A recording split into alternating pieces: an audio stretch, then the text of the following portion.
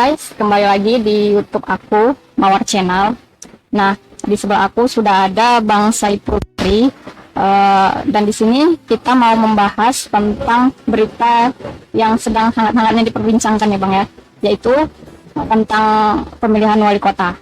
Nah, Medan itu adalah ibu kota provinsi Sumatera Utara, kota ketiga terbesar setelah Jakarta dan Surabaya, serta kota terbesar di luar Pulau Jawa.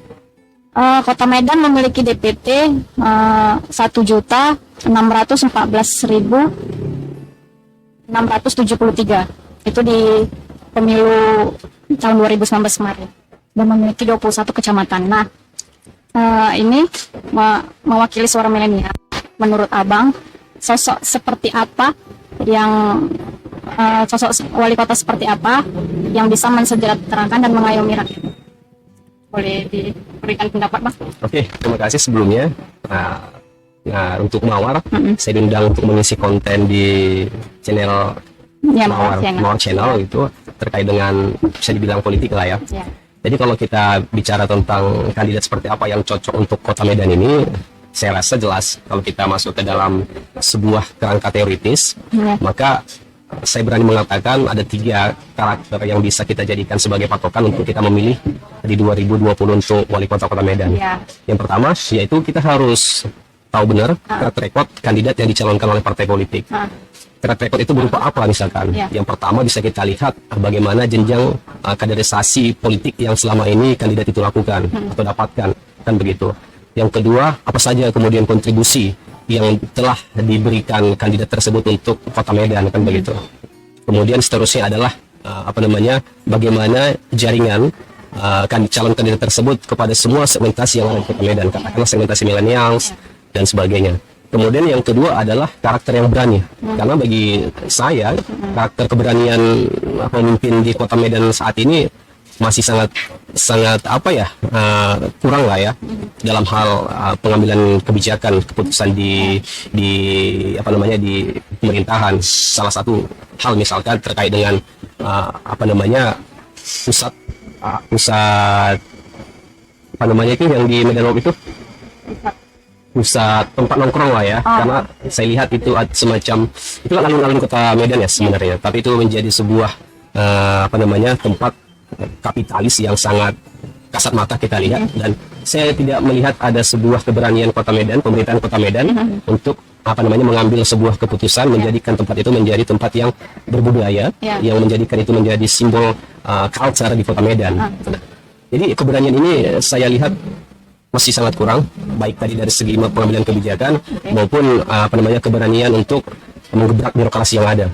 Kemudian yang selanjutnya kita bisa lihat selain dari track record, kemudian keberanian, yang ketiga adalah saya bisa bilang kalau bisa dikatakan ya kekayaan intelektual ya. Kita harus memiliki karakter kekayaan intelektual, karena pemimpin yang baik itu adalah pemimpin yang bisa membaca, bukan artian hanya membaca buku, tapi membaca masalah, kan begitu. Nah, kita harus melihat kepada 3 karakter itu agar apa? Agar Medan yang menjadi pusat peradaban di Sumatera Utara ini bisa bersaing begitu dengan kota-kota yang ada di Indonesia. Dan menurut saya memang kita sudah sangat jauh ketinggalan dibanding kota-kota yang lain, katakanlah Pekanbaru dan sebagainya. Nah, kita bukan hanya butuh pemimpin yang progresif, tapi sudah revolusioner lah untuk membawa kota Medan ini menjadi kota yang berkemajuan. Bukan hanya Medan rumah kita, tapi Medan yang menjadi pusat kota yang humanisme, kemudian yang bisa nyaman bagi setiap orang yang berkunjung ke kota ini. Saya kira itu. Kan banyak sekali kalau bisa kita lihat Medan ini kan, mulai dari wali kotanya ya, dari yang periode sebelumnya itu kan sangat memprihatinkan ya. Banyak sekali kasus-kasus mereka yang akhirnya mereka masuk ke sel gitu kan. Itu kalau menurut Abang sendiri kan, gimana supaya milenial itu ikut bergerak gitu, karena kan kebanyakan anak milenial sekarang itu kebanyakan main gadget gitu kan. Kalau untuk memandang pemimpin yang benar itu mereka kurang ke situ gitu. Jadi menurut Abang gimana supaya anak milenial ikut bergerak? Ya, memang sekarang permasalahan kita bukan hanya di bukan hanya di partai politik sebagai pilar demokrasi, tapi permasalahan kita saat ini adalah di social control menurut saya. Nah, social control itu apa? Social control itu adalah apa namanya, masyarakat yang mengkontrol langsung pemimpin dia yang diamanahi untuk mewakilinya, kan begitu. Ya, milenial termasuk, yes termasuk. Nah, selama ini kan terjadi apa namanya kesepakatan yang negatif di parlemen ataupun di eksekutif itu kan karena tidak adanya social control yang sangat kuat dari masyarakat. LSM juga terlibat di dalamnya, penegakan hukum juga terlibat di dalamnya, apalagi dewannya, kan begitu. Sehingga yang terjadi apa? Kalau saya tidak salah hat-trick ya sudah Kota Medan ya, muaranya itu ke Jeruji Besi, baik itu Abdillah, kemudian Rahutman, dan terakhir adalah Elvin. Itu kan menunjukkan bahwa apa namanya social control kita juga lemah. Nah, peran millennials sebagai apa namanya segmentasi pemilih yang mempunyai apa namanya inovasi yang sangat baik melalui media sosialnya, termasuk gadgetnya itu, saya rasa itu bisa digunakan untuk social control kita. Apalagi sekarang kita karakter milenial ini kan suka menulis, jadi jangan hanya kemudian menulis di story WhatsApp atau Snapgram itu terkait hal-hal yang individualistik, tapi lebih kepada yang kontributif lah, menyampaikan tulisan-tulisan kita, kemudian di-forwardkan ke pengambil kebijakan, policy makernya, dan kemudian pengambil kebijakan itu, katakanlah wali kota, itu kan bisa membaca apa masukan-masukan tersebut. Iya, benar. Kemudian yang paling penting adalah sebagai generasi millennials, kita harus berada di jalur yang sesuai apa namanya prosedur lah ya. Jangan sampai kemudian apa yang kita sampaikan itu juga melanggar etika. Karena millennials ini kan karakteristiknya kan bisa dibilang begebu-gebu, bebas, tapi inovasinya lumayan lah. Jangan sampai itu masuk ke apa namanya ke hal-hal yang negatif, yang kemudian ngejudge dengan meme-meme yang apa namanya menjatuhkan seseorang. Tapi jangan menjatuhkan seseorang ya, tapi apa namanya kritik kebijakan yang diambilnya begitu. Dan ketika misalkan pandemi sekarang ada apa namanya teman-teman bertanya, kita kan tidak bisa melakukan aksi demo untuk menyampaikan aspirasi kita. Ya, apa gunanya kemudian media sosial itu? Apa gunanya kemudian kita belajar selama ini di kampus kalau kita hanya berpikir aksi apa namanya menyampaikan aspirasi itu hanya melalui demo, maka tidak menulis, kan begitu? Menulis kemudian mengirimkannya ke berbagai media massa, katakanlah itu analisa, waspada dan sebagainya, itu kan jauh lebih apa namanya baik lah ya, dengan kita tidak turun ke lapangan, tapi pesan yang kita sampaikan itu tersampaikan kepada orang-orang yang kita anggap bisa mengambil kebijakan, dan itu saya rasa hal yang positif untuk kita lakukan di komunitas-komunitas milenial di Kota Medan. Oke.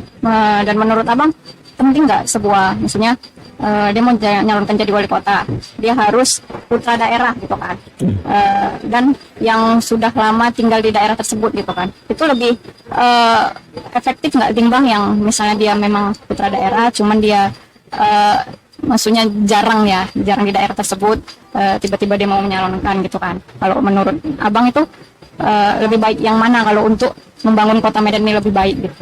Ya, sebenarnya pertanyaannya agak nyelipik ya, tapi it's okay lah ya.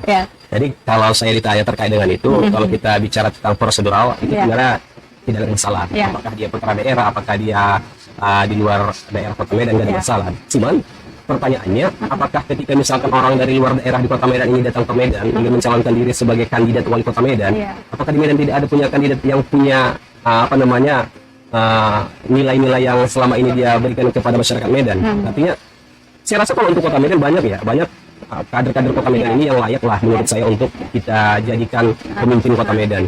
Kenapa perlu misalkan putra daerah yang memimpin daerah? Kenapa perlu?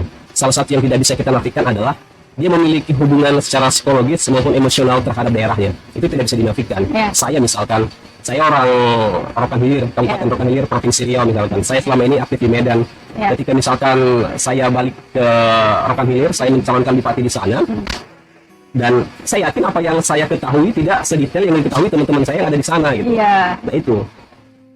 Kuncinya, lebih spesifik. Iya, lebih spesifik. Kuncinya itu, walaupun saya sebenarnya bisa kan gitu. Dan menutup podcast ini, apabila Abang mendengar Kota Medan dua kata, Medan bersih.